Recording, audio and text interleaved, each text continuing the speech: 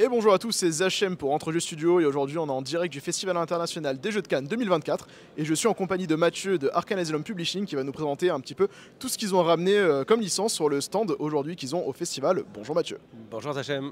Alors qu'est-ce qu'on a de bien beau là? Je vois un peu du Gods qui est présent sur la table. Ouais, on a enfin Gods qui est arrivé en magasin, donc on a le plaisir effectivement de sortir toute la gamme, le livre de base, le livre de l'oracle, le recueil de scénarios, l'édition de luxe, etc. Donc on est très fiers de présenter cette gamme de fantasy, de dark fantasy, avec un petit côté un peu à l'ancienne, le fantasy un peu qu'on trouvait dans la littérature des années 80-90. On est hyper content parce que c'est un projet qui a été très compliqué à sortir chez nous, mais le résultat final il est quand même assez beau. On est très content de voir que les contributeurs qui nous avaient soutenus ont été très satisfaits en fait de l'ouvrage en lui-même, de la lecture, de la qualité graphique surtout, parce que c'est là-dessus où on a vraiment passé beaucoup de temps, de la charte graphique du bouquin qui peut être surprenant pour un bouquin de fantasy. On s'attendrait du fond parcheminé, enfin voilà, des enluminures habituelles, alors que Bastien a fait un choix très direct, ça fait partie de son plaisir à lui, voilà, d'avoir des choix graphiques très tranchés, très marqués, comme ses dessins. Donc voilà, on organise des démos là, tout ce week-end sur le Festival des Jeux de Cannes pour présenter justement cet univers de fantasy. On a la gamme qui est disponible au magasin évidemment sur notre stand. Et voilà, on est très content de pouvoir la préposer aux Français. Alors du coup en termes de système on se rapproche de quoi rapport à vos gammes actuelles que vous proposez qui utilisent principalement l'IR0 si je dis pas de bêtises comme l'IR Engine pardon comme système de jeu? Parce qu'on a beaucoup de jeux Free League, donc évidemment on a beaucoup de jeux qui sont supportés par le IR0 Engine. Là on est sur le système Totem, qui est le système de Julien Blondel, qu'il a développé aussi sur Vermine, du studio Agathe. Et donc on a un système de D10 qui, on va dire pour le résumé, qui s'approche un peu du monde des ténèbres. Voilà, on va du rôle et de la passage de difficulté. C'est très brièvement expliqué parce qu'il y a beaucoup plus de finesse dans la mécanique de jeu. Il y a un système pour jouer avec le groupe aussi, parce que les joueurs entre eux jouent une forme cohérente, voilà. Et après il y a évidemment tout le mysticisme de Gods qui rentre dedans, la relation avec les dieux, avec les reliques, les éclats qu'on appelle dans le jeu, qui sont liés justement aux divinités. Donc voilà, il y a une mécanique un peu profonde, mais qui, moi, ça fait partie de ces mécaniques qui me plaisent, c'est-à-dire que c'est une mécanique qui soutient la narration. C'est une mécanique qui est là pour servir le jeu, et pas un jeu qui souffre de sa mécanique, qui peut être un peu plus lente, etc. Pour les vieux rôlistes qu'on jouait à JRTM ou Rollmaster, voilà, on a tous connu des mécaniques des fois un peu lourdes. Voilà, moi je suis plutôt friand des mécaniques qui soutiennent une narration. Donc là on a des mécaniques de jeu qui ont permis, voilà, de créer ces esprits de groupe, de développer les règles sur les éclats, etc. Donc c'est une très belle gamme, je trouve. Je confirme, j'ai eu l'occasion d'avoir fait un let's play dessus et très belle découverte Gods. Justement, j'allais te poser la question, pour un nouveau joueur qui aimerait découvrir cet univers-là, qu'est-ce que tu conseillerais justement pour démarrer comme ouvrage? Parce que là, vous avez une très belle gamme déjà disponible sur le salon. Qu'est-ce que tu conseillerais pour démarrer dans cet univers-là? Le livre de règles, en fait, c'est le livre pour les joueurs. C'est on va dire le seul ouvrage que le joueur en fait a accès. Il faut surtout pas qu'il touche les rôles de l'oracle. L'univers de Gods, c'est un univers à secret. Donc c'est un univers avec une mystique très importante, puisqu'on part du principe initial de dire que les dieux ont disparu. Il se passe quelque chose autour de tous ces panthéons, donc évidemment rien n'est dit dans le livre de base pour pas spoiler, mais tout est révélé dans le livre de l'oracle, et donc il faut absolument pas y toucher si vous êtes joueur. Et le supplément qu'on a fait, les aventures dans les terres sauvages, est un recueil de scénarios, donc c'est pareil, vous jouez, il faut pas y toucher, laissez votre meneur, enfin votre oracle vous faire découvrir ces aventures là. Mais le livre de règles permet, voilà, en tout cas aux joueurs, d'accéder à la genèse de l'univers tel que connu, on va dire, par la majorité des gens, sans grand secret révélé, mais il y a quand même... Il est très touffu, présentation de tous les peuples, parce que c'est un livre univers, le livre de règles de Gods, et on présente tout le continent. On n'a pas fait le concept de se dire, par exemple, on a un livre de base et on va décliner après région par région. On a vraiment voulu un gros livre avec tout dedans. Donc il y a tout l'univers de Gods qui est présenté, toutes les mécaniques de jeu, les règles de création, évolution, etc. Donc ouais, pour démarrer, c'est le livre de règles pour le joueur, et malheureusement, ça sera son seul ouvrage. Parce qu'il ne faut absolument pas franchir le pas, aller ailleurs, sinon... Ça me rappelle un peu ce côté hurlement pour les vieux joueurs. Il y avait un passage dans hurlement. Si vous êtes joueur, ne dépassez pas cette page, parce que là, c'était le spoil absolu. On révélait tous les secrets de l'univers. C'est un peu ça. Le livre de l'oracle, c'est vraiment quelque chose où on a eu une volonté, nous, de transcrire la plus grosse partie des secrets et donner tous les outils en fait, à l'oracle pour qu'il puisse lui-même articuler son univers, et en fait s'approprier le monde et jouer avec ses mystères et de ne pas se retrouver frustré en attendant encore plus loin des suppléments dédiés, voilà, un supplément sur les secrets du monde. On voulait pas ça, on voulait vraiment que le livre de l'oracle soit consacré à ça, avec en plus des scénarios, des aventures et d'autres trucs et astuces pour les meneurs de jeu sur leur table. Dernière petite question, du coup, je vois qu'on est en train de présenter une boîte blanche qui a l'air d'être une édition collector. Est-ce que tu peux nous en parler un petit peu plus? Savoir la différence entre cette version-là et la version du coup basique du livre qu'on peut retrouver, la version classique. Alors en termes de contenu, ce sont les mêmes produits. Elle est juste trop badass en fait. Voilà, on reste dans ce que je disais, tu vois, le traitement de la pureté du graphisme qu'aime Bastien, l'auteur principal du jeu, Bastien Lecouf de Armes. Voilà, on a voulu vraiment travailler sur une boîte extrêmement pure, voilà, blanc, ce qu'on appelle du gold foil, donc un marquage à chaud en or. Et voilà, que ce soit brut et que ce soit voilà, sans doute. On a choisi un choix, voilà, sans fioriture, un truc très tranché. Tous les ouvrages sont blancs. On a un écran édition limitée dedans, avec juste une épée, du gold, enfin du sang en or qui part sur le. Moi j'adore. C'est vraiment peut-être une de mes éditions de luxe préférées. Je trouve qu'elle est vraiment magnifique. Au bureau, j'ai la mienne qui est ouverte et je suis comme un gosse à chaque fois. Je vois les couvertures mises les unes à côté des autres. Elles sont vraiment magnifiques. Donc voilà. Mais en termes de contenu, par contre, c'est la même. Il n'y a pas d'exclusivité. On n'a jamais fait. J'espère qu'on fera jamais, mais ça dépendra aussi des fois des licences qu'on a. Mais non, on n'aura jamais de Deluxe avec un contenu exclusif qui pénaliserait celui qui achète les livres de base. Je trouve que c'est pas fair play. Donc on a juste parfois des améliorations de papier, ce qu'on fait généralement. Il faut être connaisseur, mais passer entre du 105 et du 115 grammes, ça se sent pas à la main, mais on a une impression qualitative un peu supérieure. Et c'est surtout voilà, le contenu. Là, on a vraiment un coffret complet et surtout, il sera jamais réimprimé. Donc là, on est sur les dernières copies qui étaient proposées aux contributeurs et ça sera les seules qui restera sur le marché. Donc ça sera une édition voilà, de luxe limitée. Merci du coup Mathieu pour cette présentation de Gods. Je propose qu'on passe à la suite du coup parce qu'il y a encore beaucoup de contenu. Et je vois du Walking Dead justement qui est juste devant moi là. Exactement. Alors on a le plaisir effectivement de proposer encore un jeu Free League, mais qui est cette fois donc l'adaptation de l'univers de The Walking Dead, propulsé pour le coup là avec le système Year Zero Engine. On a une adaptation d'un livre de base qui est assez court. C'est pas une présentation de tout l'univers. On part du principe quand même que déjà c'est un jeu moderne, donc il y a moins de choses à expliquer. Et puis bon, la société n'existe plus, donc on n'a pas à rentrer dans les détails. Et on a non seulement le livre de base, mais surtout donc, la boîte d'initiation qui permet une prise en main, on va dire, plus aisée du jeu avec tous les accessoires, donc le kit 2D, le marqueur de menace, des pré-tirés, un résumé des règles et un premier scénario qui permet voilà, la prise en main de l'univers et puis de se lancer dans ce monde post-apocalyptique peuplé de geeks et de marcheurs et d'essayer surtout de survivre le plus longtemps possible avec une mécanique que je trouve assez intéressante parce qu'il y a une mécanique autour du refuge où les gens sont ils vont tenter de survivre mais qui n'est pas définitif et on peut le perdre, il peut être attaqué. Okay. Donc il va falloir toujours être dans cette chasse en avant de la possibilité. On ne va pas pouvoir se poser et se dire ça y est, je suis enfin en sécurité. On n'est jamais vraiment en sécurité dans The Walking Dead Universe. Par exemple, les zombies peuvent se jouer. Enfin, les zombies. Ah, je l'ai encore lu. Les marchands peuvent se gérer individuellement, dans des stand-alone, voilà, ou dans des pièces par exemple. Mais globalement, quand il y a une horde, elle a une autre caractéristique. On ne peut plus l'arrêter. En fait, ça va devenir inéluctable. Il y a une petite mécanique qu'on retrouve, enfin, c'est pas une mécanique, mais un esprit qu'on retrouve dans Alien par exemple, quand on affronte un xénomorphe, ça sert à rien de lui mettre des caractéristiques, qui va mettre des points de vie à un alien. On est juste en train de se demander de 1 à 10 à quel niveau on va mourir, est-ce qu'on meurt avec un 1 ou est-ce qu'on meurt à 10 et il a rage, voilà.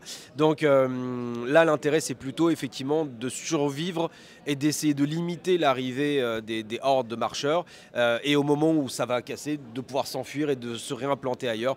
Voilà, c'est un jeu que moi je trouve très intéressant, ça faisait longtemps que j'attendais moi un jeu de zombies qui introduisait toutes ces mécaniques-là, notamment les relations aussi entre les joueurs, parce qu'ils insistent beaucoup sur les inimitiés, il y a des prises de risque, par exemple, qu'est-ce qui se passe quand vous avez un criminel dans votre groupe, parce qu'en fait on a besoin de tout le monde pour survivre, mais est-ce qu'on a vraiment besoin d'avoir un dealer de méthamphétamine dans son équipe? Est-ce que c'est moral de continuer à être avec lui alors qu'on essaye de s'en sortir? Mais en même temps on a besoin de tous les survivants. et chacun est important dans ce rôle-là. Donc je pense que ça va être une belle proposition. Moi par exemple qui n'ai pas beaucoup le temps de jouer, je suis quand même un peu en train d'essayer de le poncer pour le faire jouer à mon équipe, parce que j'ai bien envie de voir comment ils peuvent se sortir de ces situations-là. Et voilà, on est très content de pouvoir de l'amener en France. Ça fait partie encore effectivement de nos partenariats solides avec Free League. Et voilà, je peux rien dire, mais on aura peut-être des belles surprises dans les prochaines années autour de cette marque. Et on espère pouvoir surtout lui donner une belle vie. Donc on rappelle, hein, dans le Years Engine, en fait, on a vraiment un socle commun, et après chaque jeu qui sort de chez Free League, il y a une mécanique qui est adaptée en fait à l'univers. Par exemple pour Forbidden Lands, il y avait quelque chose de particulier. Pour Alien, il y a la notion de stress aussi qui a été mise en place, et donc à chaque fois on a cette notion. Et donc là, ce serait la notion de refuge en fait qui est vraiment dominante. Ok, il y a vraiment une autre mécanique en plus. Exactement. Là, on est plutôt effectivement sur la gestion pareil du stress et de la peur en fait, parce qu'il y a un moment où en fait les humains se brisent. Il y a un niveau d'horreur qu'on ne peut pas supporter. Donc ça c'est intéressant parce qu'en plus ça nous amène à un jeu, je trouve, assez intimiste. On va concevoir son personnage pas forcément pour juste tuer des marcheurs à coups de mitrailleuse, et à un moment on va perdre des partenaires, des conjoints, on va peut-être croiser, comme on l'a vu dans la série télé de la saison 1, avoir un partenaire de vie de l'autre côté. Et qu'est-ce qu'on en fait et comment on l'explique à ses enfants. Enfin, là, moi je trouve que c'est un jeu qui prête à être amené dans des situations où on va avoir un roleplay intéressant à discuter autour de la table, toujours pour jouer dans un cadre sain. Mais j'aime bien ces jeux qui amènent voilà, des scènes ou des situations de jeu un peu originales. En aparté, ça me fait penser à une série que j'avais beaucoup aimée qui s'appelait The Last Ship, une série de post-apo où il y a un virus qui ravage les États-Unis et il y a un navire militaire qui revient à quai après avoir fait une opération en faisant mais qu'est-ce qui s'est passé, c'est quoi ce bazar? Et il y a un passage particulier où ils sont dans une ville et il y a un médecin qui est en train de vacciner les gens du virus, et elle termine sa campagne et à ce moment-là arrive une mère avec ses 2 enfants et il lui reste que 2 doses dans la mallette. Et j'ai trouvé cette scène en me disant ça c'est une scène de jeu de rôle. Qu'est-ce qu'on fait quand il reste 2 doses et qu'on est une mère avec 2 enfants? On vaccine quoi, les enfants? Mais qu'est-ce qui se passe si moi je chope le virus et je laisse 2 enfants de 8 et 10 ans dans la nature? Ou alors j'en vaccine qu'un, mais c'est horrible, on choisit lequel. Bon, on a toujours un préféré, donc évidemment on va vacciner le préféré et l'autre tant pis. Mais ça je trouve que c'est intéressant dans le jeu. Ça je trouve qu'on peut créer vraiment une situation hyper intéressante de roleplay. Ça donne aux joueurs aussi une occasion de s'exprimer différemment, simplement lancer de dés, etc. Et je trouve que Walking Dead Universe amènera, moi en tout cas c'est comme ça que je le conçois, ça amènera ce genre de situation. Est-ce qu'on se sauve seul dans une situation de zombie? Est-ce que comme dans Zombieland, on laisse voilà, les moins agiles derrière parce que c'est toujours le plus lent qui se fait becter en premier? Ou est-ce que enfin, voilà, on peut mettre plein de choses en avant. On peut avoir un ancien militaire qui décide de défendre les autres contre sa vie parce qu'il veut préserver cette mission. Enfin voilà, je trouve qu'il y a... Moi, c'est un jeu qui me parle. Voilà, ça me parle. J'aime bien les jeux où on incarne un vrai rôle et on peut se plonger dedans et s'auto-torturer, entre guillemets. Voilà, s'auto-mettre dans une situation de qu'est-ce que je dois faire. Voilà, je trouve que c'est un jeu qui s'y prête bien. C'est un jeu qui va avoir une belle gamme. A priori, Free League compte effectivement soutenir le jeu sur de longues années. Et puis pour les amateurs du style, on retrouve le dessinateur qu'on a dans Alien, qu'on a retrouvé sur d'autres gammes. Ça, c'est hyper intéressant parce qu'on a une charte graphique qui se retrouve dans le livre. Moi, j'aime bien aussi les jeux cohérents. Donc voilà, belle découverte et j'espère voilà, que les joueurs français pourront apprécier aussi ce jeu. Bon, on va le lancer en production dans pas très longtemps, donc il devrait sortir par une deuxième partie d'année. Voilà, peut-être que pour Halloween, on pourra couper des têtes de marcheurs à coups de hache. Toujours sympa autour des fêtes. J'allais te poser justement la question de la sortie, et je trouve ce qui est intéressant et pertinent dans ce que tu viens de dire, c'est qu'en fait c'est pas un jeu qui est fait pour faire un remake de la série, c'est pas ça l'objectif, mais c'est vraiment de se mettre dans l'univers de la série et de se poser en fait des questions moraux et des dilemmes moraux qui vont arriver. Qu'est-ce qu'on fait dans telle situation? Et je trouve que c'est vachement intéressant. Il y a de plus en plus de jeux de rôle en fait qui osent aborder des thèmes un peu plus adultes ou en fait psychologiques, qui était moins le cas avant. On avait beaucoup de donjons explorer où l'idée c'était j'ouvre une porte, il y a des monstres, je tape et j'explore et je récupère un trésor. Et là on en a de plus en plus avec des univers un peu plus sombres qui permettent vraiment d'approfondir la psychologie. Il y avait aussi des jeux comme ça de super-héros qui étaient sortis dernièrement et je trouve ça très intéressant. Et on n'est pas là juste pour dire en fait on prend une licence parce que ça va attirer des gens, parce qu'il y a une série qui a marché. On est là vraiment pour proposer une expérience dans l'univers de la licence. Exactement. Ouais, en plus ça fait longtemps qu'ils sont en discussion, donc ils ont eu le temps de mûrir leur projet. Ça faisait longtemps qu'ils nous en parlaient, donc on savait qu'ils avaient une vraie réflexion derrière. Et ce que tu dis, c'est très juste. On le retrouve aussi dans le jeu vidéo. Tu vois, des jeux vidéo pendant longtemps, on avait, à l'époque de WoW, on avait beaucoup de jeux de fantasy classiques, etc. Et ceux qui ont joué à The Last of Us 2, par exemple, voilà, moi j'ai refusé d'y jouer. Jamais de ma vie, je peux pas rentrer ça. Moi, en plus, je me mets à fond dans les jeux, donc tous les connaisseurs de jeux vidéo savent qu'il y a une scène, qui a fait un débat monstrueux. Et il y en a pas qu'une, mais il y en a une particulièrement qui est moi, je pense. expérience. Il y a des jeux il y a de plus en plus de jeux qui tentent des expériences. Je trouve ça hyper intéressant. Et je suis content dans le jeu de rôle qu'on puisse avoir une offre et en même temps très classique. Tout à l'heure, on parlait enfin, voilà, on a des jeux classiques, j'allais te dire, Forbidden Lands par exemple, qui ont de la fantasy classique. C'est sympa, il y a un côté. On met ses chaussons, c'est confortable, on sait où on va. Après, l'univers peut être original, mais c'est plaisant. Il y a des moments où on aime bien se retrouver aussi autour de ça, se disant on se refait pas un bon vieux porte-monstre trésor. Ouais, c'est sympa. Bon, là en plus, Forbidden Lands, tu joues des vieux gars qui déboulent. Ouais, voilà. Un peu particulier encore. Mais c'est ça, c'est la proposition, l'univers. tu vois. C'est ça qui fait l'originalité du jeu et qui est sympa. Mais ouais, de faire une bonne vieille bande de lascars qui partent comme ça, monter leur pic, leur forteresse et aller looter tout ce qui est autour. Il y a un côté, ouais, on met ses chaussons, venez les gars, on va juste looter, c'est très facile. Et après, c'est bien aussi d'avoir des jeux beaucoup plus pointus. Qui vont proposer des choses. Voilà, moi c'est ce que j'aime chercher aussi. On a la chance d'avoir Freely qui nous propose des bons jeux, mais même quand moi je vais aller scouter des jeux, quand je m'intéresse à des jeux, j'essaie des fois de me dire est-ce qu'on a un jeu équivalent, est-ce qu'on a une proposition comme ça, ou est-ce que ce jeu a un intérêt pour le milieu rôliste français. Je pense à Neverland qui va arriver bientôt. Je sais que c'est de la 5e, mais au final je suis persuadé au fond de moi que très peu de gens vont y jouer. Mais c'est un objet ludique en fait quand on le lit. Qui aurait pu dire il y a 15 ans qu'on ferait un supplément 5e sur le pays imaginaire de Peter Pan. Et en fait, pour moi, c'est une œuvre importante. Je suis hyper content de l'amener en français parce que c'est magnifique. C'est écrit, dessiné par un même artiste. Et ça, c'est le genre de produit que je suis content de pouvoir amener sur le marché français. Je pense qu'il y a des gens qui auront cette expérience-là. Ils le liront et se diront putain, c'était vraiment hyper sympa. Voilà. Donc ça fait partie des petits plaisirs. Walking Dead, c'est plus facile, évidemment, parce qu'il y a une grosse IP derrière. Mais l'intention de jeu derrière, parce que là-dessus, Free League sont très bons, elle est hyper intéressante. Voilà, mettre les jeux, les prendre à contre-pied. On a un peu la même chose avec un autre jeu qui arrivera plus tard, qui s'appelle Twilight 2000, qui est un jeu sur une troisième guerre mondiale qui n'a pas eu lieu, dans un pays ravagé par la guerre. Et on se retrouve à jouer une unité militaire dans un véhicule qui tente de survivre. Et on est confronté à plein de situations. Qu'est-ce qui se passe quand on est avec des villageois qui crèvent de faim? Mais nous aussi, on n'y a pas de ressources, donc on fait comment? On partage, on fait quoi? Et c'est dur, mais c'est intéressant. Alors après, l'avantage, c'est qu'on a une offre variée. Donc les gens qui sont pas intéressés par ce genre de jeu, il n'y a pas d'obligation, évidemment. Mais les gens qui ont envie, un peu de bouteille, qui ont envie de s'offrir autre chose, au moins on peut se faire des expériences, même si c'est un aparté de quelques mois, en se disant putain, c'était intéressant. Voilà, on a creusé, on a fait des choses auxquelles on n'était pas habitué. Et après, on peut retourner faire un porte-monstre trésor pour se défouler et se détendre. Et voilà. Je suis content d'avoir une offre en tout cas variée, voilà, d'expériences variées. Justement, en parlant de l'offre, qu'est-ce que tu as d'autre à nous proposer? Alors, on va parler un peu d'un jeu un peu spécial pour ceux qui ont la ref. On va parler de Fallout. Ouais, on a deux actualités sur Fallout qui arrivent. Donc là, on a la version anglaise, mais d'un ouvrage qui sera évidemment proposé en français. L'hiver d'Atome, qui est en cours de livraison dans nos entrepôts. Là, on a lancé la préco sur notre site pour les gens qui veulent l'avoir un petit peu en avance. Et il sortira normalement en magasin fin mars. Donc c'est une campagne complète. Autour effectivement d'un culte mystérieux, les derniers fils de l'atome, et c'est une grosse campagne. Là, c'est pas des petits scénarios parce qu'en ce moment on propose pas mal de contenu en ligne adapté de nos amis de chez Modifius. Là, on est sur une grosse campagne où les joueurs ils vont pouvoir prendre 15 niveaux facilement, donc c'est une belle quête. Voilà, ça permettra de se plonger dans l'univers de Fallout pile au moment où la série arrive, pour tous les fans de l'univers, parce que moi je suis chaud comme la braise l'arrivée de la série. J'ai vu les images, ça a l'air d'être solide comme il faut, donc je suis très très content.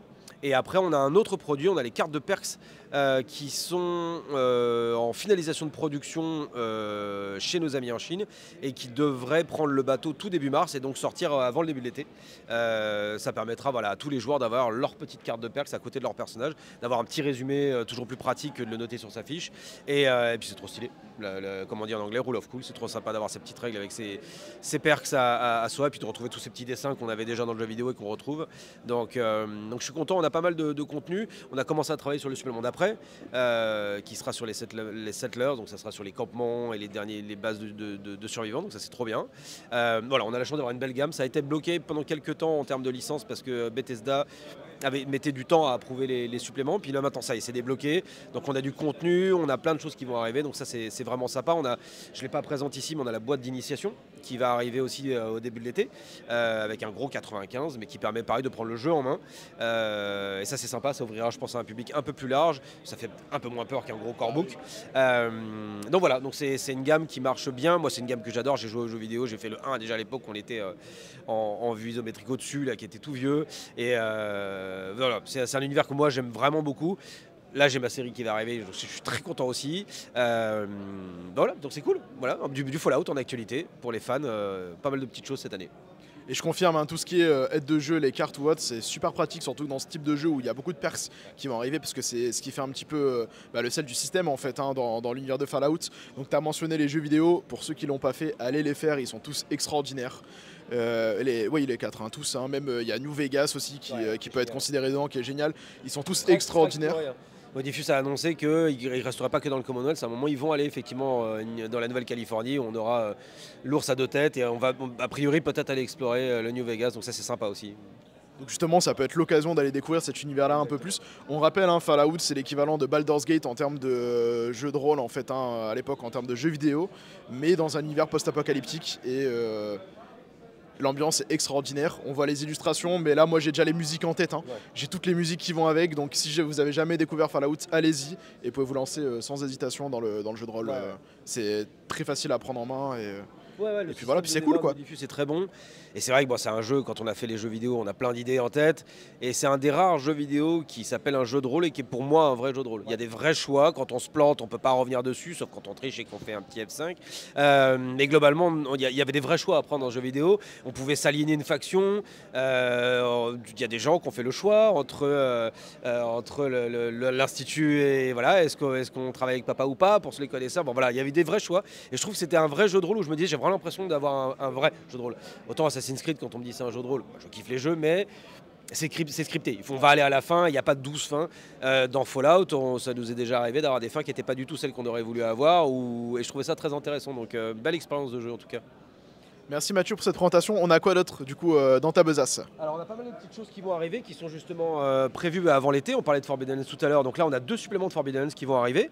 La crypte du mage mélifié et la flèche de Quetzal, j'ai les noms en anglais à chaque fois qui me viennent, mais ça c'est le fait de les avoir avant. Donc ça c'est 2 petits suppléments pour Forbidden Lands, donc je suis très content, c'est aussi une gamme que j'aime beaucoup et qui a bien marché. Donc là on fournit plus de contenu et on est déjà sur les suivantes, on va continuer à soutenir cette gamme que je trouve très jolie en fait, et c'est tout en noir et blanc, moi j'aime beaucoup, c'est un univers qui me parlait bien, j'aime bien le format aussi des bouquins, ce côté un peu qu'on appelle B-format en anglais, un peu plus handy, j'arrive pas trop le mot en français, j'en ai marre.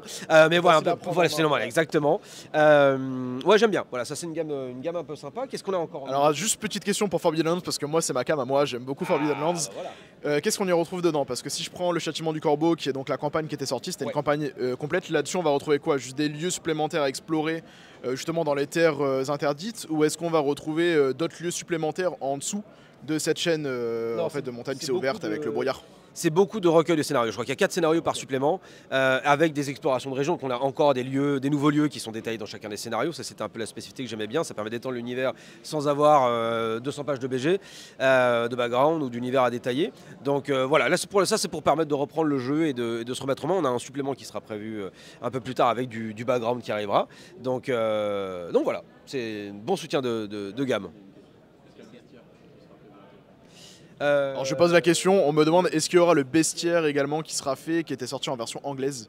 Est-ce que c'est prévu de votre côté de le traduire en version française? Est-ce qu'il y a quelque chose de prévu là-dessus? Toute la gamme sera soutenue, donc effectivement le bestiaire et tous les suppléments d'après seront faits. C'est une gamme qui a réussi à s'installer, je suis content, parce que c'est un style un peu particulier. Je pense que ça a trouvé son public, donc ça nous permet aussi d'ajuster. C'est pour ça que des fois on met un peu de temps à sortir les suppléments, parce que ça c'est très stratégique. On a besoin de savoir entre guillemets le potentiel de clientèle qu'on va avoir pour éviter de tirer comme un imbécile et se pénaliser une gamme et être obligé de l'arrêter, parce que ça c'est toujours triste. On a été obligé d'arrêter Star Trek, alors que moi c'est un de mes univers préférés. Je suis triste comme les pierres, mais on voit bien qu'on n'a pas trouvé un public alors que le jeu est très bon. Sur Forbidden Lands on a réussi à s'installer, donc peut-être qu'effectivement on va suivre la gamme, et si effectivement les ventes baissent un peu, peut-être qu'on essaiera de clôturer avec peut-être une préco qui permettra d'être sûr de toucher directement le cœur de cible et de proposer tout ce qui est proposé en anglais. Merci beaucoup. On a quoi là du coup? Tu étais prêt à nous présenter quelque chose? Les fans de Cult, on va enfin pouvoir proposer la Madone Noire. On a mis du temps à le sortir celui-là, mais voilà, c'est une campagne mythique qui existait de Cult il y a très longtemps. Elle a été publiée en Suède, elle avait déjà, je crois, été faite en français il y a quelques années. Donc là voilà, c'est la campagne de la Madone Noire qu'on propose. Ouais, là il faut faire attention au spoil, hein. pas de spoil, parce que il y a plein de mystères dedans. Mais on est très content de pouvoir soutenir encore Cult aussi, pareil, qui est une gamme qui a qui a touché, je pense, un public, est content de pouvoir replonger dans cet univers. Et je pense, comme il y a eu un vrai gap entre la première édition française et celle qu'on a sortie, je pense qu'il y a un nouveau public aussi qui a de l'appétence pour un vrai jeu d'horreur psychologique. On parle encore d'expérience. Je trouve que Cult, c'est une vraie expérience de jeu. C'est pas ouvert à tout le monde, mais pour ceux qui aiment ce style-là, on a un rendu très très fort quand même dans Cult. Je suis content de pouvoir soutenir ça. On aura d'autres suppléments qui arriveront un peu plus tard dans l'année sur Cult. Ça marche. Juste si je dois demander en 2 mots, Cult, tu le résumerais comment? Pas forcément cet univers, mais Cult en général. Pour moi, c'est un jeu d'horreur personnel. Parce que moi, je me souviens, en fait, je parle beaucoup. Je me souviens de mes premières expériences de jeu. J'avais un très bon meneur de jeu, Jean-Baptiste. Et les premières parties de Cult m'avaient traumatisé, moi. Mais je me souviens, il nous avait fait vivre des trucs horribles. Et en fait, je m'apercevais que j'essayais moi-même de me convaincre que mon personnage ne devenait pas fou. En me disant, c'est pas possible ce qu'il est en train de me dire, en fait, c'est pas possible. Donc je parlais pas à la table, évidemment, je laissais tout le monde vivre son expérience. Mais j'essayais moi-même de me convaincre. Et je trouvais que ça avait très bien marché. Je trouvais que c'était très fort, en fait, en interne, d'avoir cet univers qui est vraiment hardcore. Et comment nous-mêmes on réagit vis-à-vis de ça. Donc c'est peut-être une des expériences les plus extrêmes qu'on a en jeu de rôle dans notre catalogue. Il est vraiment extrême dans sa proposition, notamment pour ceux qui veulent aller au bout du jeu. Les meneurs de jeu qui ont sont pris tout le bouquin de base, ils ont découvert des sections qui étaient quand même pas piquées des hannetons. Et je pense que c'est ça qu'on cherche à proposer dans ce jeu-là. On parlait d'offres différentes en fonction des gammes qu'on va avoir.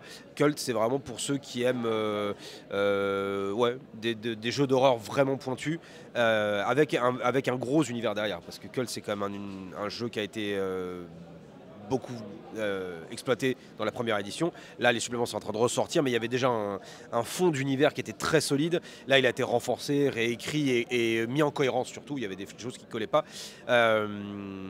Voilà, c'est un univers qui est dur. Moi, je sais que par exemple, c'est pas hyper ma cam, parce que j'ai tendance à m'appliquer à fond dans mes persos et c'est pas évident, mais je sais qu'il y a une fanbase, il y a vraiment des gens qui sont fans de ça, comme il y a des gens qui sont fans d'horreur. Je pense à Fabien, mon bras droit, éditeur de toujours. Il est capable de regarder des films où les gens se mettent des aiguilles dans les yeux en film d'horreur là, alors que moi je tombe dans les pommes au milieu de la salle. Donc il y a des gens qui adorent l'horreur. Voilà, je pense à Martyr par exemple, le film français qui était rien que le résumé déjà je tombais dans les pommes, et alors qu'il y a des gens qui l'ont vu au cinéma, je sais pas comment ils ont fait.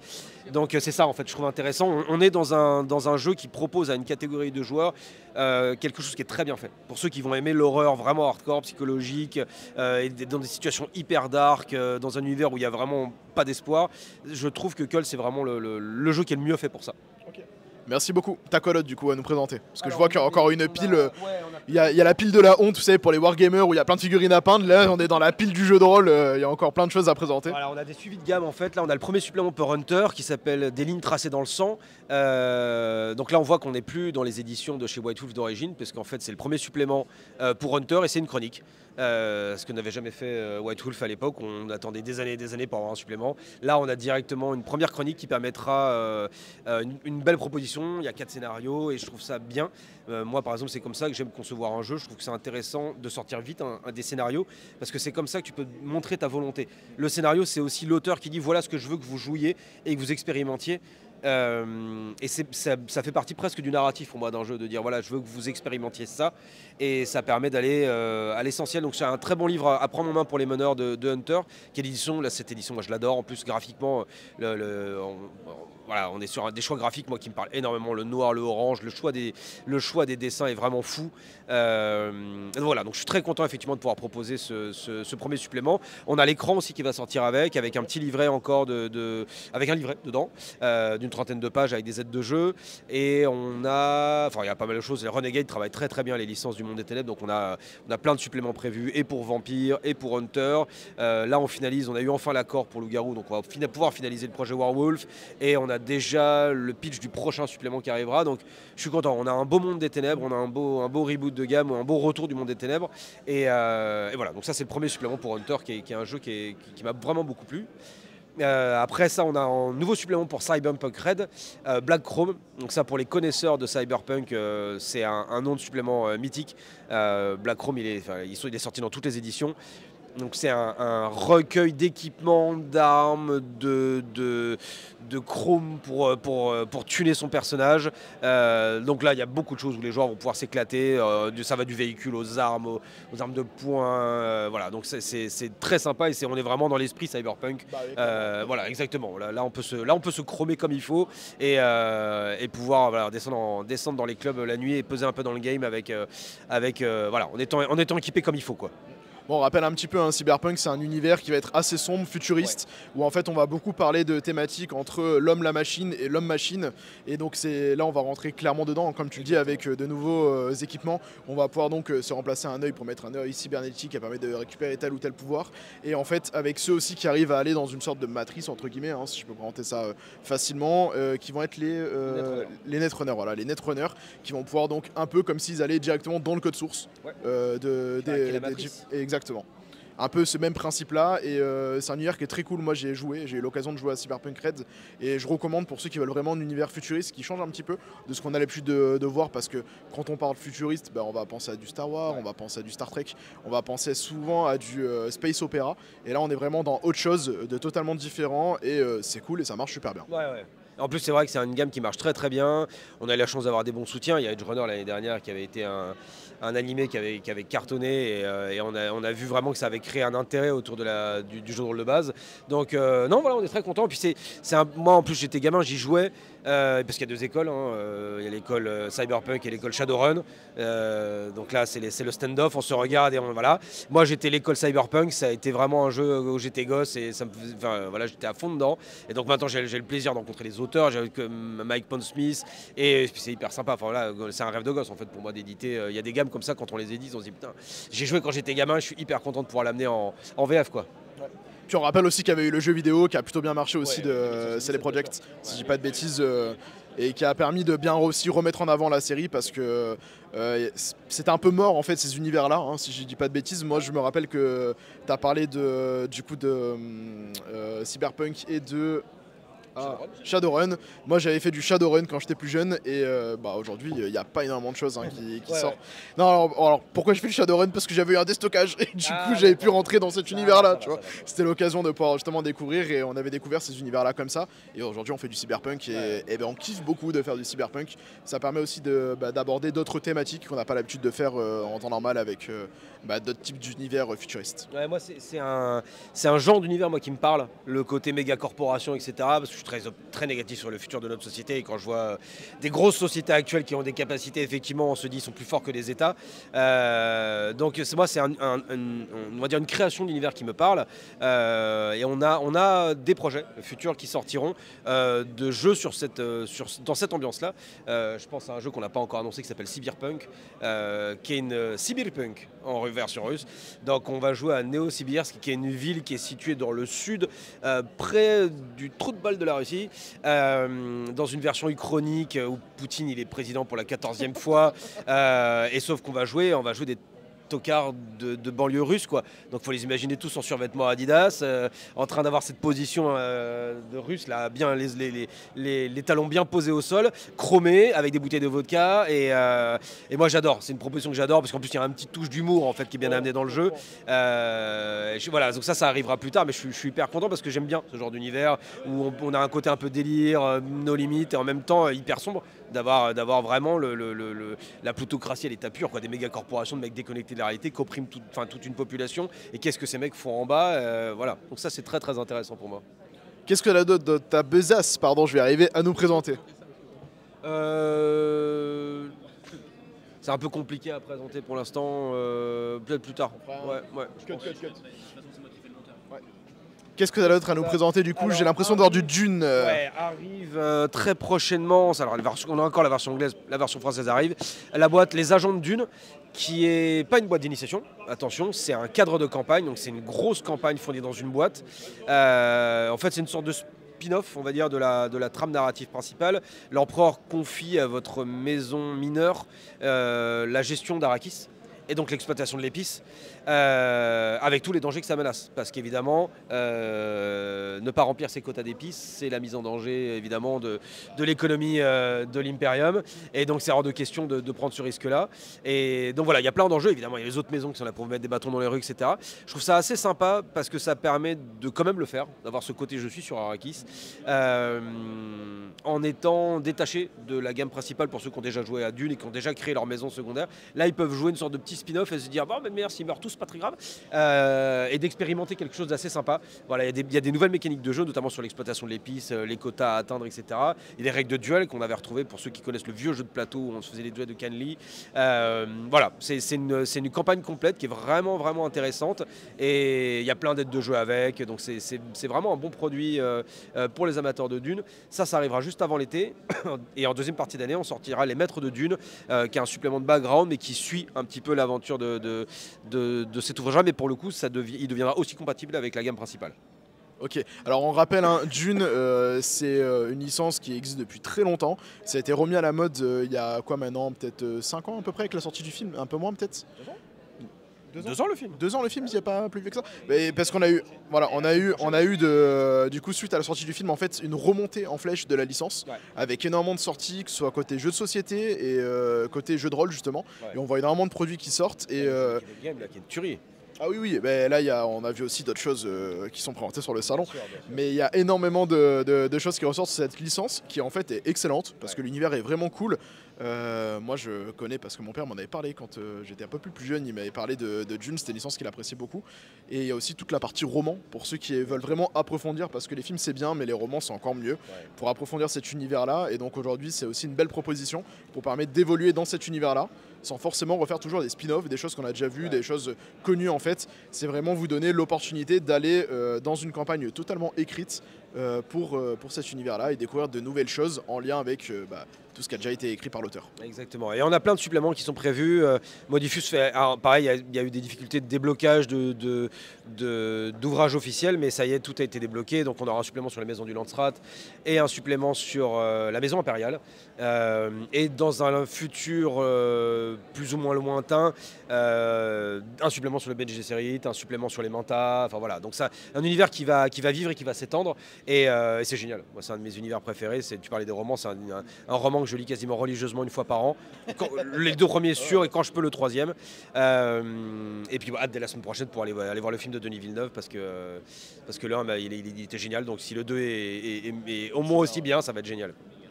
Qu'est-ce que tu as d'autre du coup à nous présenter? On terminera pour la partie droite parce que c'est mon univers à moi, on va continuer. Ah bah ça aussi j'aime bien, tu vois, ça tombe bien que tu présentes ça. Moi j'appelle ça Colossal. Ah, pour les fans de Colossal, on a le premier supplément, donc qui s'appelle les pièces contrées en français. Là on a la version anglaise de l'auteur que Nick Angel m'avait envoyé. Donc les pièces contrées permettent d'étendre l'ouvrage de base.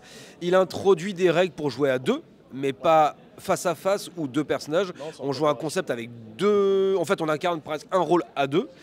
Donc ça, c'est très cool, parce que dans cet exercice, parce que c'est presque un exercice d'écriture, puisqu'on génère nos aventures et on doit les écrire, ça devient encore plus sympa à 2. Et puis il y a un système de choix. En fait, il y en a un qui prend l'ascendant sur l'autre en fonction des tours pour déterminer comment s'active, voilà, exactement, comment s'active la mécanique. Il y a une présentation de la cité de Parapet, il y a une présentation des combles, enfin pas des combles, mais c'est des poutres sous les toits. Enfin, il y a plein de nouvelles zones explorées, les fissures entre les pièces, parce que les murs sont tellement cyclopéens qu'évidemment il y a des lézards en fait. Et surtout, il y a un premier scénario à jouer en solo qui fait toute la fin de l'ouvrage en fait, qui est une petite quête solo. Donc je revois, c'est très sympa. Moi, je suis très content d'avoir publié Colossal l'année dernière. Ça a très très bien marché. On a vendu tout le premier tirage en même pas 6 mois. Donc je suis hyper content parce que ça veut dire que les gens ont vraiment adhéré à la proposition. Et je me l'étais un peu offert un peu pour moi. C'est un jeu que j'aimais bien. C'est pas, non mais tu vois ce que je veux dire, c'est pas l'enjeu d'un Dune ou d'un Fallout où tu te dis ça c'est un gros jeu. La société va vivre là-dessus, donc on va pouvoir se solidifier, etc. Colossal, je me le suis offert parce que j'ai trouvé le concept génial. Je me suis dit, c'est cool de proposer ça. Et ça fait plaisir de voir que les gens adhèrent parce qu'en plus, ça veut dire peut-être que ça répond aussi à un plaisir de jeu. Donc là, je viens de finir, parce que j'avais maquetté le livre de base, je viens de finir de maqueter les pièces contrées. Il me reste quelques petites choses. Il y a le logo à faire qui est fait à la main par Nick Angel. Et voilà, et là, on va attaquer. Dans quelques mois, on attaquera le 3e supplément. Et ben voilà, donc je suis super content. C'est une gamme qui suit sa petite vie. Et voilà. Alors pour rappel quand même, Colostal comme moi je l'appelle, ou Colost comme tu l'appelles, c'est un jeu en fait qui est à la base un système solo, en fait ce qu'on appelle un jeu de rôle solo. En fait c'est plus un créateur d'aventure, on va écrire son propre journal en fait. Il se passe telle chose, je vais tirer des cartes, ça nous donne des éléments, et après avec ces éléments là on va se raconter une histoire, et qu'est-ce que notre personnage va faire dans cette histoire là, comment est-ce qu'il va interagir en fait avec les différents éléments qui vont se présenter à lui. Donc on est vraiment sur l'écriture d'un journal de bord. Exactement. Comme le ferait en fait un scientifique en fait, qui au jour le jour voit des choses qui se passent et qui va écrire sa mission. Je prends l'exemple Seul sur Mars, je pense que ça résume très bien comment se joue Colost, et ça marche très bien. On l'avait joué justement, nous on avait fait un let's play, on l'avait fait un petit peu à 2 joueurs, dans le sens où il y avait une personne qui était là pour aider l'autre à créer son histoire et le deuxième qui en fait interagissait, et c'est vraiment très très top. On rappelle aussi le concept, c'est on est dans un château qui est immense, on ne sait pas ce qui se trouve à l'extérieur, on aimerait savoir ce qui s'y passe, et il y a des sortes de tours géantes en fait qui peuvent se déplacer, qui peuvent vivre un peu animées comme des machines, et en fait on essaie de savoir un peu qu'est-ce qui s'y passe dans ce château-là. Et on peut aussi dompter ce qu'on appelle des beffrois. Des beffrois, ouais. Beffrois. Les petits, non mais les petits c'est les beffrelets, voilà, les beffrelets, c'est eux que je cherchais, qu'on peut avoir avec nous, et donc en fait notre personnage pourra monter des machines, avoir un petit beffrelet avec lui, ou alors essayer de dompter justement cette sorte de magie en fait qui est gérée par ces beffrois. Voilà. Mais c'est marrant parce que là, moi j'ai vu pas mal de retours en fait, parce que je suis beaucoup ce projet, et je vois des gens qui postent des pages. Donc il y a des petits enfoirés qui dessinent non seulement hyper bien, mais en plus ils ont une super plume, donc je vois leur journal, je suis hyper jaloux, on dirait une œuvre d'art. C'est hyper bien écrit, on a un super dessin, alors que moi je fais encore en bâton. Et j'ai vu des gens qui le jouaient en JDR en fait. C'est le MJ qui génère les cartes et qui le fait jouer. Et en fait je suis content parce que ça marche aussi très bien. D'ailleurs là pour le coup on incarne juste un rôle et on réagit à ce que dit le MJ. Mais c'est bien, ouais. Moi franchement c'est une gamme que j'aime bien. Je suis content, c'est un jeu qui a une proposition originale. Ce château gigantesque, le Colossal Castle en anglais, donc ce château colossal avec des pièces où on voit pas le fond, où il y a des nuages au plafond, donc c'est pour ça là on a introduit les poutres, où il y a encore des mondes par-dessus avec des cascades qui se jettent dans les pièces en bas. Les fissures, je trouve ça génial, il y a un côté Moria, on va passer du salon à la salle à manger en fait par des fissures gigantesques, on va explorer d'autres endroits. Non franchement et puis voilà, le fait de voir les gens s'approprier l'univers, lire des textes que moi j'aurais pas écrits parce qu'ils interprètent pas les choses comme moi je le fais la première fois que j'ai testé le jeu. Voilà, je trouve ça hyper sympa. Ça c'est plaisant de voir les gens s'approprier le jeu et en faire le leur, parce qu'après tout c'est comme le but du jeu de rôle quoi. Moi j'aime bien le qualifier que c'est un petit jeu solo mais qui a tout d'un grand. Ouais. Et c'est vraiment ça je trouve qui résume bien Colost. C'est vraiment un très bon jeu solo et ça permet de découvrir pour ceux qui ont souvent peur de se dire mais comment est-ce qu'on joue en solo. En fait c'est un système qui est très simple, qui marche très bien, et on y va, il faut pas avoir peur de se lancer et puis voilà, prendre sa plume et on apprend à écrire, et derrière on peut récupérer ça même pour faire un scénario pour un jeu de rôle et devenir pourquoi pas MJ, et c'est un très bon moyen pour se lancer justement dans la masterisation et l'écriture de scénarios. Ouais, je suis d'accord avec toi, c'est vrai qu'apprendre à formaliser sa propre aventure, c'est déjà une forme d'écriture de scénaristique en fait, donc je trouve ça effectivement très intéressant. Et ce que tu disais, effectivement, c'est un petit jeu avec l'ADN d'un grand, parce que le livre de base il fait 48 pages, c'est vraiment pas énorme, mais en fait quand on le lit on se dit mais en fait je pourrais faire un vrai jeu de rôle où on fait des classes de perso, on a des corbeaux de 300 pages, parce que le côté pièce géante, vous mettez 5 joueurs à la table, ils veulent tous savoir qu'est-ce que c'est que ce bazar, pourquoi est-ce qu'il y a une porte effondrée, pourquoi est-ce qu'on passe, qu'est-ce qu'il y a au-dessus, qu'est-ce qu'il y a à l'extérieur. Donc c'était hyper malin, et puis bon, l'auteur est génial, on a posté une de ses interviews il n'y a pas très longtemps là. Il est vraiment hyper sympa, donc voilà, ça fait partie des belles rencontres, tu vois, en plus, parce que non seulement tu as un auteur sympa, un univers sympa, les joueurs ont l'air d'adhérer, voilà, donc voilà, trop cool. Merci pour cette présentation. Ta colotte, du coup, je vois encore beaucoup dans la pile de la honte des wargamers là, tu vois, qu'on dépile. Un prochain projet qui est aussi un projet un peu de cœur, même si là on est sur du plus gros projet, Broken Tales, qui est une proposition de jeu de rôle autour des contes et légendes de notre enfance, mais qui les réinterprète en version très sombre. pour le résumer, on va dire, c'est tous les contes et légendes mais inversés. Les gentils deviennent les méchants et les méchants deviennent les gentils. C'est un résumé très, très succinct évidemment. C'est un jeu qui va se passer en Europe au XVIIIe siècle. Les joueurs vont incarner des agents secrets de la papauté qui sont là effectivement pour lutter entre guillemets contre cette inversion des contes et légendes qui se passe. Après, je ne peux pas en révéler plus parce qu'il y a quand même beaucoup de choses dans le bouquin. Puis on le proposera en précommande parce qu'on a des contenus exclusifs à mettre en avant et donc ça se prête à une précommande parce que sinon on ne pourrait pas les proposer autrement. Et puis c'est un choix graphique, un choix artistique de malade. Enfin, les dessins et les choix faits par les dessinateurs, ils sont complètement fous. Moi, à chaque fois que je vois des dessins comme ça, j'ai une formation de graphiste à l'origine. Moi, je suis... et en plus, je te disais, je ne sais pas dessiner. Je dessine en bâton. Donc quand je vois des mecs qui dessinent comme ça, je me dis, mais le talent... Et moi, ça me fait vibrer. En fait, ça m'évoque plein d'idées tout de suite. Mon cerveau il tourne à 100 km/h quand je vois ça, je me dis j'ai envie de faire jouer ça, j'ai envie de faire jouer ça. En fait voilà, une image qui t'inspire, un scénario qui te donne envie de jouer, pour moi c'est une image qui fait ce qu'elle a à faire en fait, c'est ça.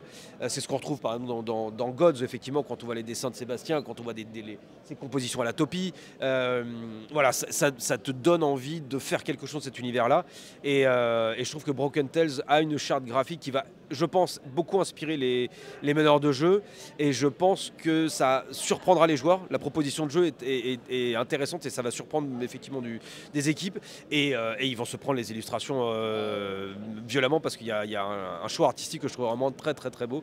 Donc voilà, un petit jeu qu'on va proposer mais que j'espère qu'il y aura de grandes ambitions.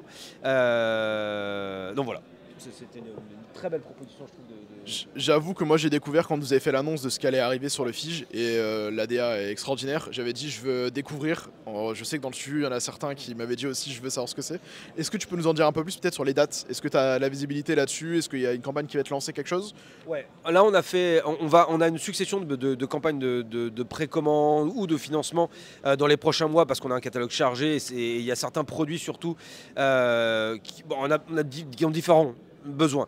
Broken Tales a eu des accessoires débloqués pendant la campagne de précommande anglaise qui sont des pochettes avec plein d'illustrations, c'est ce qu'on montrait tout à l'heure, des portfolios. Ça peut pas se vendre en fait dans le commerce, c'est des produits trop fragiles ou trop compliqué à manufacturer et j'ai pas envie de proposer ce jeu sans ces accessoires là. Okay. En plus de ça, entre temps l'éditeur italien a fait une campagne pour une campagne, mais ils ont proposé l'écran et les dés. Et nous, on va pouvoir donc sortir le livre de base, sa première extension, Broken Ones, qui rajoute d'autres personnages de contes et légendes plus torturés. On va pouvoir proposer tous les portfolios, l'écran, le set 2D et plein d'accessoires de jeu qui vont être trop sympas. Et pour moi, ça a du sens dans une précommande de pouvoir dire aux gens, voilà, vous n'aurez pas tout dans le commerce, mais là en tout cas pour ce jeu-là que moi je trouve très très beau, tu vois tout en charte graphique noir et rouge avec du blanc, les dés on les veut noir, rouge, tranchant comme ça, on veut un écran aussi avec ces couleurs-là parce que l'écran il renvoie aux joueurs évidemment une partie de l'identité graphique du jeu, donc là avec un écran comme ça on imagine bien les couleurs, donc non, voilà, ça prend précommande normalement au mois d'avril. Et après, on aura une dernière précommande avant cet été où là, on a eu enfin le feu vert pour débloquer Chicago by Night pour Vampire la Mascarade. Chicago by Night et les cultes des dieux du sang. C'était deux suppléments pour nous qui étaient bloqués depuis, je crois, plus de 3 ans. On les avait traduits, on les avait maquettés et ça nous a fait très mal financièrement quand on nous a dit vous ne pouvez pas les sortir parce que c'est des énormes bouquins, donc ça a beaucoup d'argent que jusqu'à maintenant, je me disais, bah, c'est perdu en fait. Je prends 35 000 € et je les brûle dehors, ce qui est pas hyper sympa. Ouais, c'est pas hyper cool comme sensation. Et ça a été enfin débloqué. Il y avait des raisons juridiques qui bloquaient entre Nixpass, voilà bon. Et donc là, j'ai besoin de faire un financement, en fait, ne serait-ce que pour comptablement me permettre d'avoir une possibilité de sortir le jeu. Et je ne veux pas faire juste une campagne pour ça, donc on profite en plus pour on va proposer un recueil des scénarios qu'on avait déjà proposé en PDF uniquement. Okay. On a eu l'autorisation, parce qu'on sera les seuls pour l'instant à les avoir en forme physique, donc on aura un cartonné avec ça. Et on va essayer de trouver un moyen de faire un beau coffret avec toutes les aides de jeu en fait, de Chicago by Night pour que les mecs qui comme moi avaient joué à Chicago by Night il y a très longtemps puissent retourner à Chicago et avoir quand même du beau matos de jeu, les archétypes, les PNJ importants, les lieux, les plans séparés, etc. Pas juste se contenter de sortir le bouquin en disant merci de nous aider à le sortir parce que pour l'instant il nous a fait un trou dans la poche tellement profond qu'on voit la Chine de l'autre côté. Là je suis content de pouvoir j'ai envie de le proposer avec autre chose en fait pour remercier les gens qui nous auront soutenus et je veux faire les deux vite parce que comme on a un rythme très régulier sur les ouvrages officiels de Masquerade. Ouais. Je ne peux pas me permettre d'avoir Chicago, 3 mois de retard, etc. parce qu'on va prendre 1 an de retard sur la gamme officielle. Donc je l'ai fait tout d'un coup, comme un sparadrap, je me dis hop là. Et voilà, donc les fans de Vampire et ceux qui attendaient ces suppléments depuis quelques années, on va avoir le plaisir de les proposer et ça fait du bien. Bah, au final, c'est une bonne nouvelle pour eux parce que du coup, ça permet de sortir la campagne. Ouais. Donc, avec les bouquins qui vont sortir plutôt qu'ils ne sortent jamais. Et en plus, la proposition de rajouter quelque chose en plus sur la table pour permettre d'avoir les contenus en jeu et même les scénarios qui étaient uniquement PDF, de les avoir aussi en recueil. Ouais. Donc, ça permet de sustenter tout le monde. Tout le monde va être content. Et en plus, en même temps, ça permet d'éviter d'avoir trop de retard sur ce qui va sortir par la suite, quoi. C'est ça qui est important. Et puis en plus, moi, c'est une gamme que j'aime beaucoup. Je parlais tout à l'heure des gammes auxquelles j'avais joué quand j'étais gamin. Vampire, j'y ai joué. Donc ça fait partie de ces gammes où à chaque fois que j'ai un supplément, je me dis oh, comme quand j'étais gosse. Mais c'est vrai que là, Chicago, ça a été un boulet pour nous parce qu'en plus, il est énorme. On avait mis une partie de l'équipe pendant des mois dessus. Ça a été une tannée à relire parce que c'est on va dire Onyx Pass, c'est pas Renegade, donc on avait des errata à intégrer. C'est un calvaire quand le bouquin est déjà traduit parce que c'est pas la même page qu'en anglais, donc il faut retrouver l'endroit, corriger. Bon. Donc je suis quand même content de pouvoir le sortir parce que ça reste un supplément pour moi hyper connu. Enfin, tu vois, Chicago by Night, tout le monde connaît. Mais je veux pas voilà, moi je veux pas le faire tout seul. Je voulais des produits à côté. Je trouve ça important de faire plaisir à la communauté. Enfin, on est tous des fans. Le jeu de rôle, je pense que c'est un produit vraiment de cœur. On aime bien avoir en tout cas moi, j'aime bien avoir des accessoires, j'aime bien avoir mes trucs à moi, j'aime bien avoir mes fiches, voilà, et proposer ça, je trouve que c'est cool de pouvoir le faire. Comme on avait fait une précommande pour Loup-Garou. Le bouquin aurait dû sortir tout seul. On l'a fait plus tôt parce qu'on avait eu le droit de faire des contenus exclusifs. On a pu créer notre édition de luxe et je trouve ça cool. Voilà, ça c'est les campagnes cool où on se dit bah voilà, on peut vous proposer un truc vraiment sympa, un peu original que vous n'avez pas l'habitude de voir. L'édition française, elle sera unique. Les autres pays ont fait leurs éditions. Donc on se fait un peu une guéguerre entre les licenciés, on s'envoie nos photos et tout en disant allez, comment la tienne. Et donc ouais, je suis content. C'est une gamme que j'aime beaucoup et voilà. Et on peut enfin terminer ce chapitre Chicago by Night et Culte du Dieu du Sang et continuer à s'occuper des gammes suivantes. Là, le guide du joueur vient de sortir, par exemple, il était sorti il y a quelques mois aux États-Unis. On est déjà en train de travailler sur le supplément qui, je crois, n'est même pas encore sorti en anglais. Enfin voilà, donc on suit le rythme anglais. Il fallait pas fallait pas rater la marche avec Chicago et prendre 1 an de retard sur la gamme originale. Donc voilà. Merci Mathieu. Et du coup Mathieu, on va terminer avec une licence qui me tient particulièrement à cœur parce que moi c'était un dessin animé que je regardais quand j'étais petit qui passait généralement sur Canal J. On va parler de Avatar, le petit Aang, le moine chauve avec la flèche sur le crâne.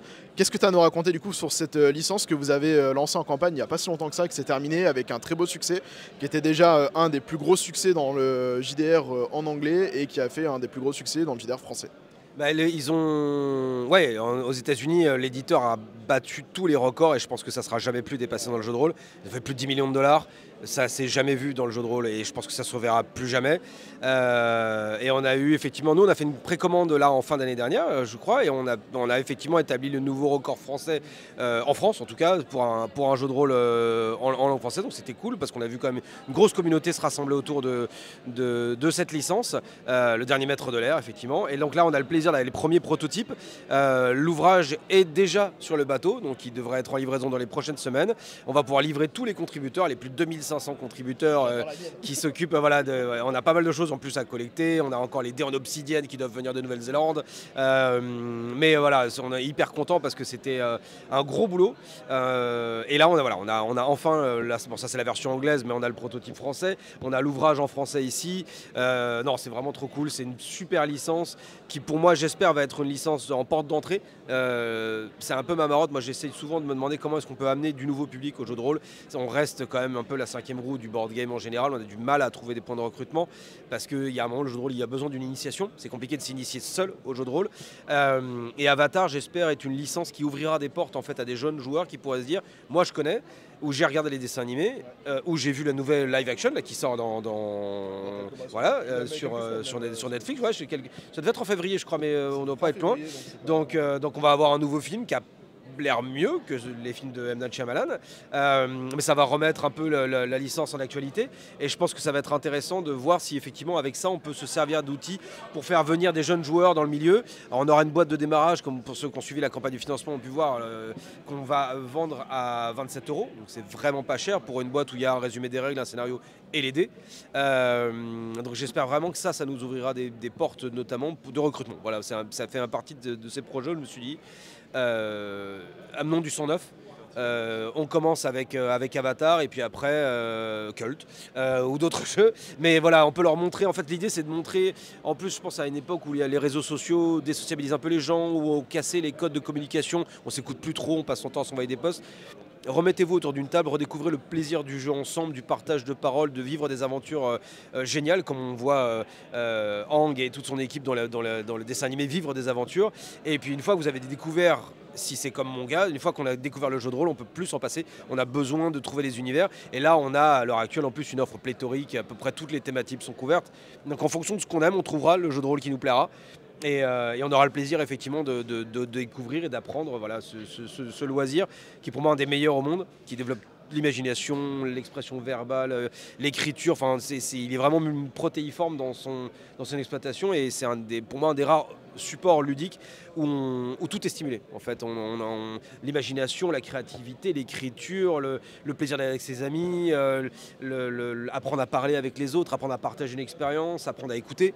Voilà. Donc je suis très content de proposer Avatar en France. C'est un univers qui est intéressant parce qu'en plus la proposition de jeu n'est pas sur une heure, il y a 5 heures de jeu. Donc les fans de l'univers peuvent jouer là où ils veulent, les fans du dessin animé peuvent jouer dans l'univers du dessin animé, donc ça c'est trop cool. En plus on a le premier supplément, là on est en train de terminer Republic City en traduction. Un nouveau supplément a été annoncé, donc c'est pas une gamme qui déroule un gros catalogue, mais un petit peu dans l'esprit de Free League, voilà, comme sur Alien, un supplément par an. C'est déjà très bien. Donc on va avoir le plaisir de continuer à soutenir ça une fois qu'on aura livré nos 2500 contributeurs. Parce que je dis ça parce qu'en fait, je vois les emmerdes déjà qu'on a sur 800. Je me dis sur 2500, ça va être la catastrophe. Mais on va s'en sortir parce qu'on bosse avec des partenaires qui sont fifous. Et puis après, voilà, c'est un jeu sur lequel j'aurai beaucoup d'attentes. J'espère vraiment qu'en magasin, ça se comportera bien. Parce que si la starter set part bien, je me dis voilà, on va planter des graines dans des jeunes esprits, parce que c'est vrai que ça s'adresse quand même plutôt à un public soit de jeunes, soit ceux qui l'ont regardé à la première diffusion et qui sont déjà plus âgés. Mais moi c'est vraiment un 16-18, si on peut lui donner ce Kickstarter dans le sens voilà, démarrage dans le milieu du jeu de rôle. Voilà, j'espère vraiment créer des vocations. Devenez MJ, jouez avec des tables, initiez vos copains et ça serait génial. D'ailleurs, je reviens un petit peu sur le système de jeu. Donc, c'est un système de jeu qui est très narratif. Sur la partie Avatar, on va jouer avec du D6 principalement. Exactement. Et ce qui est intéressant, c'est qu'on pourrait se dire, quand on a vu les séries, ok, je vais jouer un maître de quelque chose, je vais être pété, je vais jouer l'Avatar, je vais être pété. En fait, c'est pas vraiment le cas parce que comme c'est un système narratif, en fait, ce qu'ils appellent le binding, en fait, la maîtrise des éléments, c'est plus du descriptif de ce qu'on va faire. Et après, qu'on va jouer quelqu'un qui a maîtrisé les outils ou les technologies, à l'instar de Sokka. Donc, il y a un personnage qui utilisait un boomerang dans le dessin animé, qui était plus là pour amener un côté un peu fun. Sokka, il est là pour amener du fun et après un peu plus de profondeur dans les dernières saisons. En fait, on va quand même trouver un personnage qui va être intéressant à jouer et pas juste en fait, je suis là pour faire beau dans le décor. Ouais. Chacun a sa place et on est vraiment sur du narratif, donc ça permet à n'importe qui de jouer ce qui lui plaît. Et si je dis pas de bêtises, vous avez fait une belle communication à l'époque parce qu'il y avait aussi le joueur du grenier qui avait fait un let's play qui est encore disponible sur YouTube pour ceux qui veulent découvrir comment jouer au jeu. Et on va retrouver beaucoup de youtubeurs justement qui se retrouvent autour d'une table pour faire du jeu de rôle et jouer à Avatar. Ouais. On avait fait une belle opération avec Olivier Larue de Ultima Werba qui était en meneur de jeu. Et on avait le JDG, Mister MV, et j'en oublie parce que je suis nul dans la mémoire actuellement. Voilà, désolé pour les autres. Antoine Daniel, oui voilà. Et Angle Droit. Donc on avait fait un beau let's play, c'était intéressant parce qu'on voyait dans la réaction des gens. Les gens connaissaient le dessin animé, ça parlait des choux évidemment pour les connaisseurs, etc. Et les gens voyaient en fait, parce qu'en plus Olivier a un style de maîtrise qui est très bon, et donc ils ont vu un meneur de jeu qui n'a pas donné vie à une table. Et effectivement, en plus, ce que tu disais sur le système est très vrai, la maîtrise des éléments, on peut la résoudre avec des jets de dés, mais c'est souvent quand il y a une opposition forte. Tout ce qui est narratif se fait de manière narrative. Si on fait un maître de l'air et qu'on veut courir sur des nuages, il suffit de le dire en fait. Et donc c'est l'imagination vraiment qui va pouvoir, comme on voit des fois dans les dessins animés, quand il veut détourner une rivière de lave, le maître de la terre il va tout de suite faire des murs. Non, on fait pas de jet parce que s'il rate, il se passe quoi? Le village il est rasé. C'est dommage pour les scénarios. Donc on veut en fait que les joueurs soient encouragés justement à pouvoir décrire ces éléments parce qu'en fait ils ont la maîtrise. Après il y a des petites notes intéressantes quand ils disent faites attention, vous pensez fort en tant que maître de la terre, n'oubliez pas que tout le monde est genre 4ème dan, ceinture noire de tous les arts martiaux, donc n'allez pas chauffer n'importe qui. Et c'est bon, voilà. Mais ouais, moi je pense que c'est un jeu qui est intéressant. Moi, ça mène un univers en plus du milieu de l'animé, on va dire, dans le sens large. On n'avait pas ça dans notre catalogue, c'était aussi intéressant d'avoir une proposition un peu différente. Et puis comme je te disais, moi aussi, j'ai de gros espoirs pour que ça soit un outil de recrutement. J'en parle souvent parce que c'est vraiment un truc qui m'obsède, parce que on n'a plus les MJC, on n'a plus les clubs, on n'a plus tout ça. Il en reste, mais il en reste tellement peu par rapport à ce que moi j'ai connu quand j'étais gosse, que j'ai envie vraiment de remonter, parce que c'est un loisir qui est tellement agréable qu'une fois que les gens l'ont testé, eh ben, en fait ils se disent c'est vraiment trop cool, en fait, on s'énerve pas, c'est pas comme un jeu vidéo, on peut devenir berserk en jouant à CSM, voilà, avec le doigt qui frétille tellement on a cliqué dessus. Il a plein de vertus, et puis c'est un jeu qu'on peut jouer avec n'importe quelle, sa copine, avec sa femme, ses amis. J'ai des potes qui jouent avec leurs parents. C'est génial, on peut jouer avec ses enfants, enfin voilà, et ça je trouve ça trop cool, c'est vraiment trop cool. Donc voilà, on verra comment ça va se passer une fois en magasin, mais en tout cas voilà. Je remercierai tous les contributeurs qui nous ont vraiment aidés à nous lancer fort. Et puis maintenant, tout est dans le bateau, donc il n'y a plus qu'à prier qu'il arrive vite et en bon état. Voilà, exactement, qu'il ne coule pas, qu'il ne se mette pas en moins. Voilà, j'allais dire qu'il se mette pas en travers du canal de Suez. Bah, le problème, c'est que ça passe plus par le canal de Suez. Là, on découvre les soucis de grosses boîtes en étant petits. Parce que là, quand notre logicien nous appelle pour dire désolé, mais votre bateau il est détourné, il passe par le cap de Bonne-Espérance, moi j'ai des sueurs comme ça là. Mais bon. L'essentiel, c'est que ça arrive et que les gens puissent découvrir cet univers, et ceux qui ne connaissent pas Avatar pourront le découvrir avec le long métrage et puis avec le jeu. Je terminerai juste sur un dernier point sur le système de jeu. Pourquoi aussi c'est une bonne porte d'entrée. Dedans, comme c'est un système très narratif, il y a aussi la notion de yin et yang un peu au niveau des personnages, avec des choses que mon personnage apprécie et d'autres qui sont les parts un peu sombres du personnage. Et donc ça permet derrière de bien initier sur la notion comment mon personnage il va interagir avec l'univers. Et derrière ça ouvre à des domaines un peu plus adultes qu'on pourrait après retrouver dans des jeux comme on a déjà présenté, comme notamment Gods, par lequel on a démarré tout à l'heure. Et donc c'est vraiment, comme tu le dis, une bonne porte d'entrée pour rentrer dans le jeu de rôle de manière simple, efficace, avec une licence très connue, très appréciée du public. Et donc merci d'avoir pris le temps de le traduire, parce que moi à la base quand je l'ai pledgé en anglais, on en avait parlé, je mettais pas un copec sur que quelqu'un allait le traduire en français, et pourtant je disais c'est dommage parce que c'est une très belle licence. Et merci d'avoir fait l'effort de le faire, parce que ça apporte un très beau jeu en fait dans le monde du jeu de rôle, donc merci encore. C'est un plaisir en tout cas, et c'est vrai ce que tu disais sur l'équilibre, je trouve ça intéressant parce que ça apprend effectivement. Je pense qu'à peu près tous les joueurs qui ont commencé à faire un premier personnage, on a fait des persos qui étaient complètement cheatés et on a cherché à faire n'importe quoi. On ne peut pas dans Avatar, si on déséquilibre son équilibre intérieur, c'est le jeu de l'équipe. Si on se déséquilibre, le personnage ne marche plus. Et techniquement, on n'est plus censé pouvoir le jouer. Donc en fait, si c'est une porte d'entrée, on peut déjà dès le début initier quelqu'un en disant attention, il faut que si tu veux être si tu fais trop de colère, tu vas déséquilibrer ton équilibre intérieur. Donc après, il va falloir le contrebalancer, etc.